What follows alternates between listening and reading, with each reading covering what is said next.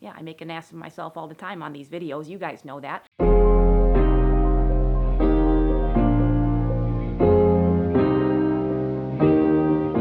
What is going on, endurance friends? My name is Sarah, and I hope each and every one of you is having an absolutely beautiful day. Thank you so much for joining me today for another video. If you are new to the channel, thanks for coming along. I hope you'll consider subscribing, and if you've been here before, well, God bless you. Thanks for coming back, because you guys are absolutely awesome.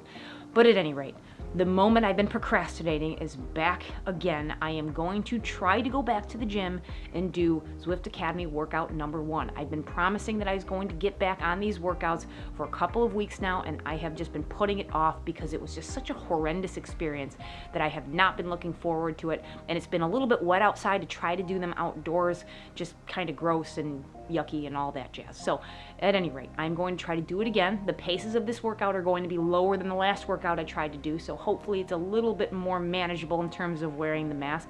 We'll see how things go, but at the very least I can give you some feedback as to how the workout is structured for you triathletes out there that are joining in the academy. Hopefully you guys are having better luck than I am. Hopefully you guys have your own home private pain caves that are mask free.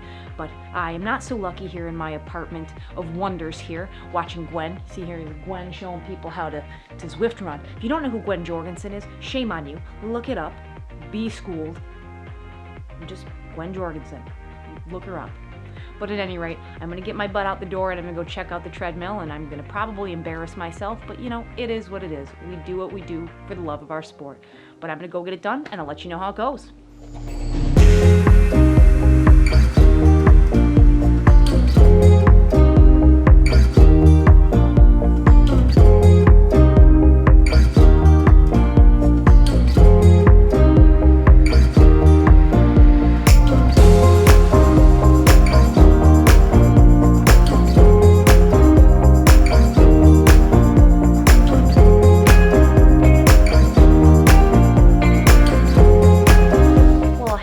That wasn't nearly as disastrous as the last time I tried to run on the treadmill. Granted, it was much lower intensity than the last time I tried to run on the treadmill, but I was able to avoid making an ass of myself, an occurrence that isn't all that unfamiliar to me, unfortunately. I mean, yeah, I make an ass of myself all the time on these videos. You guys know that.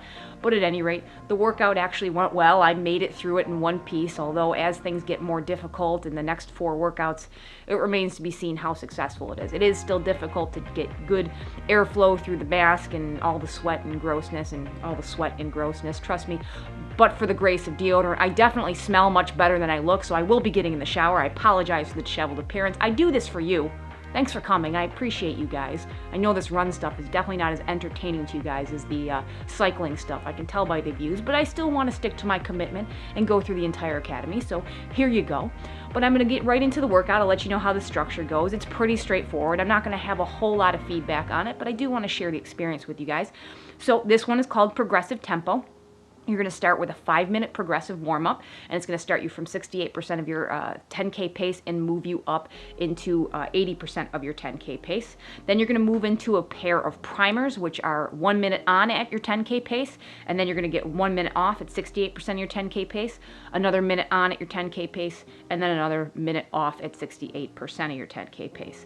Then you're going to move into the progressive portion of the workout. It's basically going to step you up 1% at a time through your tempo speeds and then give you a baseline kind of recovery period. So you're going to have 6 blocks of 6 minutes each that are 4 minutes on and 2 minutes off. So the first one will be 4 minutes on at 89% of that 10K pace, and then your recovery value of 2 minutes is going to be at 80% of your 10K pace, and that 80% is going to remain the same for the remaining 5 blocks. The next 6-minute block will be 4 minutes on at 90% and 2 minutes off at 80%. The next will be 4 minutes on at 91%, 2 minutes off at 80%. The next block is 4 minutes on at 92%, 2 minutes off at 80%. And then another 4 minutes on at 93%, 2 minutes off at 80%. Then they throw you a curveball on this one. The next 4 minutes, 95%. What happened to 94? Went right to 95. That's kind of rude, isn't it? I mean, Come on now. Then it jumps you down to 2 minutes at 80%. And then you get your full 5-minute cool down, bringing you from 75% of your 10K pace all the way down to 65% of your 10K pace. And you can choose to extend your cool down if you want. The entire workout as it's structured is 50 minutes. So if you want to give yourself a solid hour, extend your warm up, extend your cool down, whatever is best for you to kind of go through your running style and mitigate any types of injury or discomfort, regulate your heart rate. Everybody has a little bit different of a routine, so you can kind of tack on some extra time on either side of the workout. I think this is a good solid workout. Again, very efficient with your time, as is Dan Plu's kind of modus operandi here.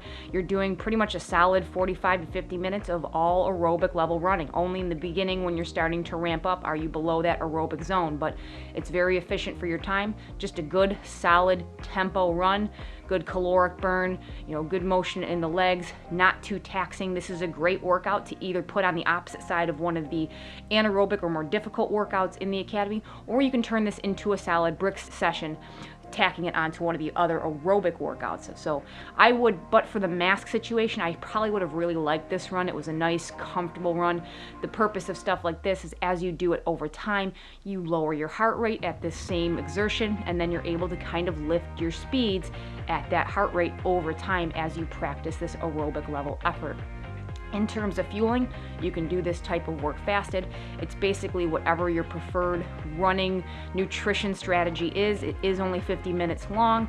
You're not really going into your VO2 max, so you can do it fasted, you can do it fueled. It's whatever's most comfortable for you and whatever fits into your training modes.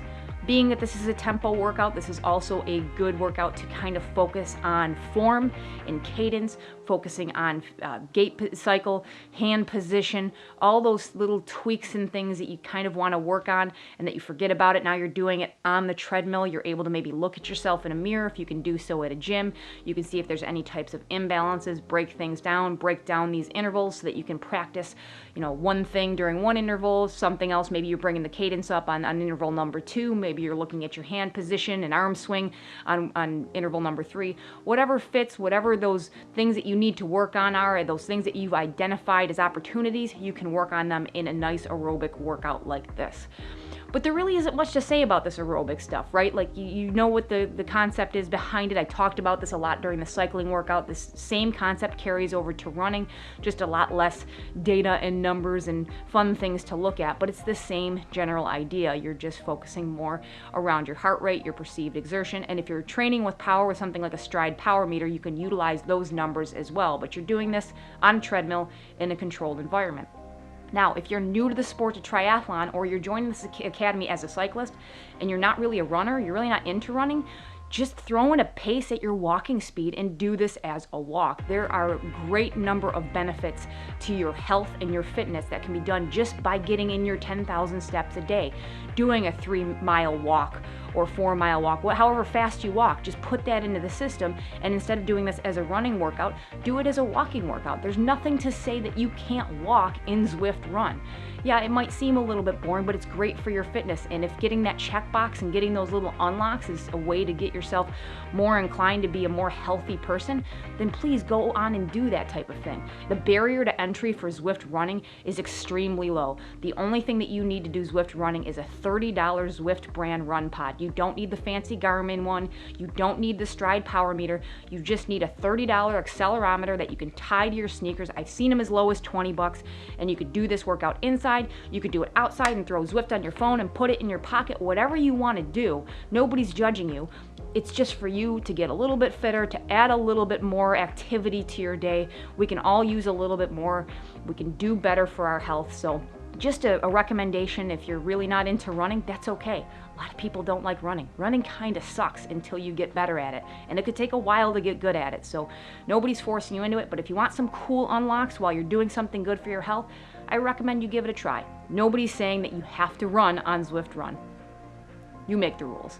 But at any rate, I hope that you guys found this helpful. Thank you guys so much for making it to the end of the video. If you have any questions, comments, or concerns, feel free to leave them down below. I'd love to engage with you guys more down there. Please hit the like button if you found some value in this video. Subscribe if you haven't already. And as always, I will catch you in the next one. See you.